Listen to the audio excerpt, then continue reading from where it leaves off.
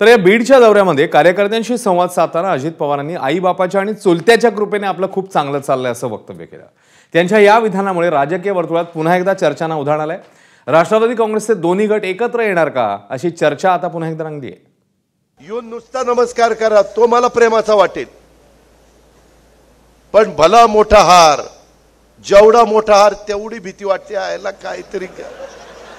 काहीतरी याने कुठंतरी मारली, काय मारली ती बघा तुम्ही, आणि त्याच्यामुळे ते हाराचा बोजा आहे आता आपल्या मानगुटावर।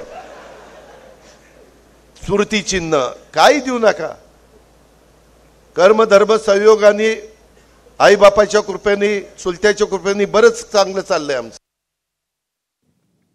दरम्यान यावरून मुख्यमंत्री फडणवीसांनी आता प्रतिक्रिया दिली, तर शरद पवारांचे राष्ट्रवादीचे आमदार जितेंद्र आव्हाड यांनी टोला हाणलाय। पाहूया।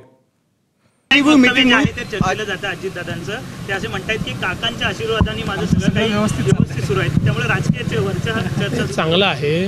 मोठ्यांचे आशीर्वाद नेहमी घ्यायचे असतात, त्यामुळे काकांना आशीर्वादापुरतच त्यांनी आता मर्यादित ठेवलं आहे, हे तुम्ही लक्षात घेत नाही आहात। मला माहित नाही, पण महाराष्ट्राचं काही चांगलं चालू नाही, बाकी कोणाचं काय चांगलं चालू आहे मला माहित। अजिबात तुम्ही संभ्रम निर्माण करू नका। दोन्ही राष्ट्रवादी विचारांनी वेगळे आहेत, कामानी वेगळे आहेत, आणि आम्ही वेगळेच आहोत।